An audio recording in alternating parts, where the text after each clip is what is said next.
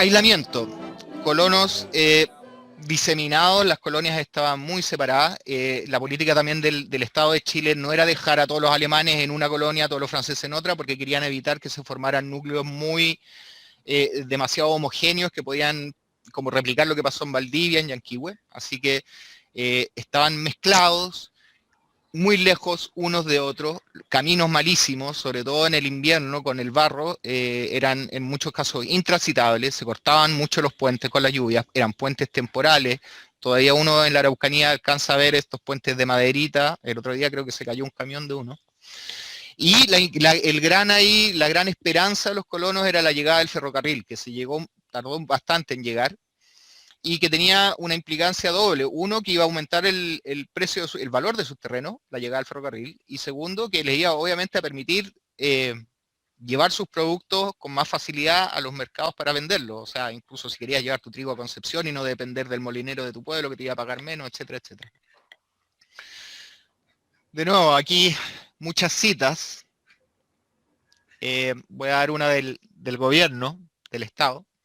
Por la reducción de su presupuesto, la inspección se ha visto en la imposibilidad de seguir ayudando a la compostura de los caminos, como lo hacía anteriormente. Aunque todos los puntos colonizados tienen caminos a los pueblos próximos y que la distancia de estos no pasa de 20 a 25 kilómetros, hay algunos trechos del camino casi intransitables en el invierno, como lo es un retazo del camino de Victoria a Coyipulli. En general, Green, Errázuri, todos los que fueron siempre dijeron que los caminos eran malísimos. Salud, enfermedad y muerte. Los contratos de colonización garantizaban por 2 años ayuda médica a los colonos, y eso incluía remedios. Esto en realidad nunca se pudo cumplir a cabalidad, principalmente por las grandes distancias y sin camino. Entonces la atención médica fue algo que incluso el Estado reconoció que nunca, digamos, pudo cumplir con esa parte de su contrato. Los primeros años hubo gran mortandad, sobre todo los niños, bebés. Uno veía, fíjate, en el barco fallecieron niños, pero no al nivel que fallecieron los primeros 2 años. O sea, eran casas de madera, chozas con un techo, con rendijas donde entraba el viento, piso de tierra, no acostumbrados al clima, a la lluvia, a la humedad, etcétera, etcétera. Muchos niños y muchos viejitos fallecieron en esos 2, 3 primeros años. Y algunos también venían ya enfermos desde Europa, eso lo grafica, está escrito en las memorias. Hubo también varias olas de epidemia, la del cólera fue en el año 86, entre 86 y 88, cuando llegó Green, estaba recién llegando la cólera a Chile. Viruela era recurrente, habían accidentes propios del trabajo agrícola, cortes, se le caía un árbol, etc. Y las muertes cometidas, sufridas a manos de bandidos y de disputas con colonos, con otros colonos. Aquí, por ejemplo, solo para mostrarles estadística médica de las colonias de Victoria y Quechiregua, esto lo escribió Drugy el año 1886, aquí podemos ver bronquitis, contusión, diarrea, toda esa página es diarrea. Estas no son muertes, solamente enfermedades. Diarrea, disentería, fiebre, quemaduras, resfriado, diarrea, contusión, enteritis, disentería, enteritis, diarrea, etc. Este es un dicho alemán que se usó en distintas colonizaciones, incluso en Europa, cuando fueron a Rusia, etc. Decía, al primero la muerte, al segundo el sufrimiento y al tercero recién el pan. O sea, la primera generación venía a morir, la segunda a sufrir y la tercera recién cosechaba los frutos de la emigración. Estos son un artículo del diario en Suiza donde dice, han llegado de la patria... ¿Y la quinta, que somos nosotros, qué le corresponde? Chuta, ahí... en el diario decía, han llegado a la patria informes desgarradores sobre el destino de algunos, pero lo más elocuente es seguramente la lista de 64 fallecidos contenidas en el número 89 del boletín oficial, de lo que solo se indica la edad, pero no el lugar de origen exacto. La mayoría de ellos son personas en su mejor edad, y más de la mitad son niños. Llamamos la atención de todos aquellos que tienen familiares en Chile sobre esta lista. Y aquí está la lista, pues efectivamente gente de 33 años, 2 años y medio, 11 años, 41 años, 1 año, 2 años, 37 años, 28 años, 48 años, 20 años, etc. Se veían cruces en casi todas las hijuelas, comentaba Green. ¿Ya? Pequeñas cruces de bebés, de niñitos sepultados. Aquí tenemos una lista de colonos fallecidos por la epidemia del cólera. La niñita Utzinger era vecina de mi tatarabuelo, o sea, era de la hijuela de al lado. Educación y espiritualidad. Si bien en los contratos nunca se prometió escuelas, los colonos realmente quedaron impresionados por la falta de acceso a educación. Se tardó mucho en fundar las primeras escuelas, más que nada porque los colonos usaban a los niños para trabajar, porque los caminos eran pésimos, no se podía caminar en invierno en el barro, por los bandidos que mataban indiscriminadamente a niños también. Y la verdad es que tomó mucho tiempo esto intentaron, y siempre se quejaron por la falta de educación. De hecho, se puede decir que esa generación es una generación perdida, la generación de mis bisabuelos en términos educacionales. Mi papá siempre dijo que mis bisabuelos, cuando hablaban en alemán, reglas gramaticales, nada, o sea, aprendieron de oída. Los que llegaron con colegio desde Europa, si llegaron hasta, si se vinieron de 10 años, bueno, esos fueron los 10 años de escolaridad que tuvieron, porque acá en Chile esa generación se dedicó a trabajar. Recién a sus hijos los pudieron mandar a estudiar, en la mayoría de los casos. Aquí tenemos una foto, este es el Colegio Alemán del Salto, esta foto es de 1913. Tenemos una lista acá de las fundaciones de distintos colegios, de distintas colonias, asociadas a distintas comunidades, alemanas, francesas, suizas. La mayoría, como se ven, son alemanes. El primero fue Temuco, yo creo que porque ya era una ciudad y los colonos no estaban tan alejados, no era tanta la distancia para enviar a los niños al colegio.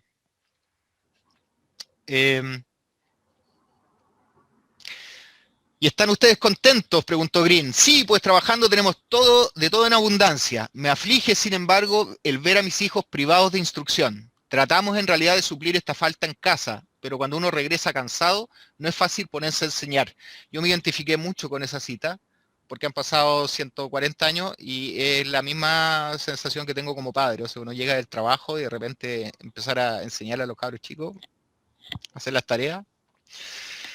Se quejaron mucho también de liderazgo espiritual, no tenían iglesia. Para ellos, viviendo en un país tan lejano de su patria, el culto, la iglesia, era ese sentimiento de comunidad, también de guía moral, y lo echaban mucho de menos. Criminalidad. Bueno, esto es lo que más sabemos todos, se ha escuchado mucho. Fueron víctimas de robos, de asaltos, de ataques. Hubo también disputas violentas entre colonos. Sin ir más lejos, mi tatarabuelo mató a su vecino. Falta de presencia policial. Y el factor de los despachos y el alcohol. Despachos, como te digo, eran, como le decían en ese tiempo, a los bares o pubs de la época. Muchos colonos se instalaron y se ponían a vender aguardiente. Llegaban muchos trabajadores del ferrocarril, gañanes, se emborrachaban y después los asaltaban.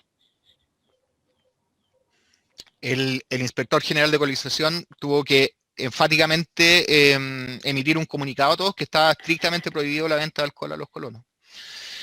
Esto del libro del señor Dufay es una lista de colonos suizos asesinados entre 1884 y 1897. Son 22. Más que leer cada nombre y de qué colonia, es interesante ver cómo fueron asesinados. Muerte por paliza, asesinato, quemada, degollado, mutilado, degollado, mutilado, degollado y quemado, degollada y quemada, a golpes de hacha, acuchillado, esposa violada, acuchillado, esposa violada, baleado con un revólver, baleado con una carabina, asesinado, desaparecido, estrangulado con un lazo, por balazo de revólver, por balazo de carabina, por balazo de carabina, acuchillado, acuchillado, degollado, etc. Tremendo. Este caso, yo siempre encuentro que cuando uno da un nombre y un apellido y le pone la cara a alguien, se hace mucho más cercano. Esto es tomado, es un extracto de la memoria del año 88 que escribió el inspector general de colonización, el señor Drugui, para presentar al Congreso. Dice, el 15 de agosto de 1887, una partida de trabajadores de la línea férrea a Victoria se presentó a la casita del colono suizo Sabio, que vive a inmediación de la faena de esos mismos trabajadores, y le pidieron pan y vino. Por la negativa de este, se entraron a viva fuerza en la casa, y como el colono resistiera, le mataron e hirieron a la mujer. En el acto que se tuvo noticia, se mandó a prender a esos individuos que se habían quedado en su trabajo. Algunos de ellos, reconocidos por la mujer, confesaron el hecho y enseguida todos los demás. Actualmente la causa está ante el juez de Angol y debe fallarse en estos días. Bien seco, conciso, no nos dice mucho. Mataron al colono. Salió 2 meses después un artículo en un diario suizo sobre este asesinato. Lo vamos a ver ahora, no se asusten por tanto texto, pero es mucho más dramático el relato. Esto es del diario Tägliche Anzeiger de la ciudad de Thun, del 10 de noviembre del 87, o sea, apareció en el diario 2 meses después más o menos. Agosto, septiembre, octubre, noviembre, como 3 meses después. América, desde las colonias de Chile, Pailahueque, a 3 millas de Ercilla, fue recientemente el escenario de un bárbaro y atroz crimen perpetrado contra una pobre y laboriosa familia de colonos. Una mañana temprano, una tropa de bestiales trabajadores del ferrocarril, armados con puñales, un hacha y palos, dirigieron sus pasos hacia la casa del colono Sabio, con la intención de robarle los 80 pesos, unos 400 francos, que el hombre había adquirido poco a poco a través del trabajo extenuante. Cuando llegaron a la vivienda de Sabio, algunos de los ladrones se apostaron frente a la casa como guardias, mientras que los otros entraron rápidamente en la casa y exigieron a Sabio que les entregara todos sus bienes o lo matarían en el acto. El desafortunado colono intentó defenderse de los atacantes con un palo, pero pronto fue desarmado y atacado con golpes de hacha hasta que murió. Lo mataron a hachazos. Ante los gritos y las llamadas de auxilio de Sabio, su mujer, que había estado en el interior de la casa en el momento del ataque, se había acercado corriendo sin tener, por supuesto, idea de la causa. Llevaba a un niño en brazos y los otros 2 la seguían. Los asesinos se abalanzaron inmediatamente sobre la pobre mujer, golpeándole también en la cabeza con varios hachazos. El niño que tenía en sus brazos fue apuñalado en la cara, de modo que uno de sus ojos salió volando, y los otros 2 niños fueron pateados y golpeados con palos. Toda la casa fue entonces completamente saqueada, pero antes de retirarse, apuñalaron a la mujer con un puñal, valga la redundancia, temiendo que no estuviera aún muerta. Afortunadamente, sin embargo, la pobre mujer no perdió la vida ni los sentidos, sino que fingió estar muerta ante los ladrones para no ser descuartizada. Esta circunstancia permitió entregar a toda la banda al brazo de la justicia. 12 o 15 individuos sospechosos fueron detenidos, llevados ante la señora Sabio, que reconoció a 10 de ellos como los ladrones y asesinos. La pobre mujer difícilmente escapará con vida, al igual que el niño que fue herido en la cara, mientras que los otros 2 niños no sufrieron lesiones de gravedad. De ello se desprende que la seguridad de los colonos sigue siendo muy mala. Fuerte. Fuerte. Ahora, esta es la firma del colono Sabio, así se escribía. Este es el caballero que a los 4 años de llegado a la colonia de Ercilla murió a hachazo. Oye, faltan 3 minutos, ¿ah? Perfecto.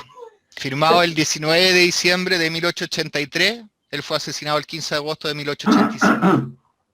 Tenía 38 años cuando salió de Suiza, murió a los 42. Y dejó a 3 hijos. Seguramente el bebé que le sacaron un ojo no sobrevivió. Aquí de nuevo más citas sobre la criminalidad. La relación, bueno, esto es súper interesante. Aquí en realidad la relación, por lo que yo sé de la historia oral de mi familia, que uno siempre tiene que tener mucho cuidado, porque si hay algo que yo he aprendido es que si no hay documentos, hay que mirarlo con mucho cuidado. pero en general lo que se comentaba en mi familia era que la relación con los mapuches, cuando tenían vecinos mapuches, era mucho mejor que la relación con los chilenos. Ambos grupos se podría decir que se consideraban como víctimas del chileno, ya porque fuera bandido o porque ya fuera funcionario corrupto, etcétera. Dicen también, me acuerdo que mis abuelos contaban que el mapudungún, en su fonética, se le hacía mucho más fácil aprender a hablar alemán al mapuche que aprender a hablar castellano, y al alemán y al suizo alemán también. Se le hacía más fácil de repente comunicarse entre mapudungún alemán con sus vecinos mapuche que en castellano con los chilenos. Pero en general el colono siempre vio al chileno más como una amenaza que al mapuche. Lo otro es que los colonos, por lo menos los primeros 10, 15 años, eran gente pobre. Segunda, tercera generación, toda la controversia que hay ahora, recién ahí los descendientes de colonos tuvieron ya el suficiente poder económico para comprar otras tierras en remate del Estado, a sus vecinos, etc. No se puede negar de que es muy probable que de la segunda, tercera, yo diría más tercera, cuarta generación, años 20, años 30, hayan habido corridos de cerca o abuso por el tema mapuche. Pero los primeros 10, 15 años, la verdad, muy difícil. La relación con las autoridades fue de dulce y agraz. Todos reconocían que el inspector Drullí podía ser un hombre muy justo. El problema era que él era la autoridad absoluta. Entonces, de repente un colono podía quejarse al ministro y el ministro reenviaba esa información al inspector, que podía después tomar represalia contra el colono. Un caso, y con esto termino yo creo, Carlos, para darte tiempo a ti, emblemático. Aquí debemos decir que hubo muchos jueces y funcionarios civiles de la administración, así onda, burócratas de nivel medio, que siempre fueron acusados por los colonos de ser gente corrupta y que abusaba de ellos o que los maltrataba por ser extranjeros. Y aquí vamos a dar un caso. El representante suizo en Traiguén, el señor Celestín Breganti, el 4 de agosto de 1891, el cónsul suizo en Valparaíso informó al Consejo Federal sobre el maltrato y arresto ilegal sufrido por el administrador del viceconsulado suizo en Traiguén, señor Breganti, a manos de policías chilenos. El señor Breganti había obtenido autorización del gobierno chileno para conmemorar los 600 años de la fundación de la Confederación Suiza con los miembros de la colonia de Traiguén, y con este fin se estaban reuniendo en un local público para ensayar canciones patrióticas. El 27 de julio, uno de estos ensayos fue interrumpido por policías chilenos, quienes insultaron a los asistentes y les ordenaron dispersarse. Solo se retiraron luego de ver la autorización del gobernador que portaba el representante suizo. Pero una hora después, cuando el señor Breganti retornaba a su hogar en compañía de 2 o 3 de sus amigos, fue tomado prisionero por estos mismos policías, quienes no lo dejaron identificarse. Recién luego de pasar toda la noche en un calabozo de 4 por 3 metros, donde ya se encontraban otros 4 europeos y 3 vagabundos chilenos, sufriendo por el frío y la falta de aire en este apestoso cuarto, el señor Breganti fue liberado junto a sus amigos. Los afectados se quejaron con el comandante, quien sancionó a los policías en cuestión. Al ser informado el Consejo Federal de Suiza, estimó que este castigo no había sido suficiente, tratándose de una ofensa a un representante oficial del país, por lo que solicitó al señor Zürcher que presentara una queja formal al gobierno de Chile y demandara de este una disculpa oficial, así como medidas que evitaran que se volviera a repetir una situación similar. Finalmente, el ministro de Relaciones Exteriores de Chile ofreció las disculpas oficiales al gobierno de Suiza, destacando, sin embargo, que el incidente había ocurrido durante el régimen de Balmaceda. Con esto, ambas partes dieron por cerrado el asunto. O sea, se lavaron las manos y dijeron, no, pero ese fue el régimen de Balmaceda, usted sabe que... Sí.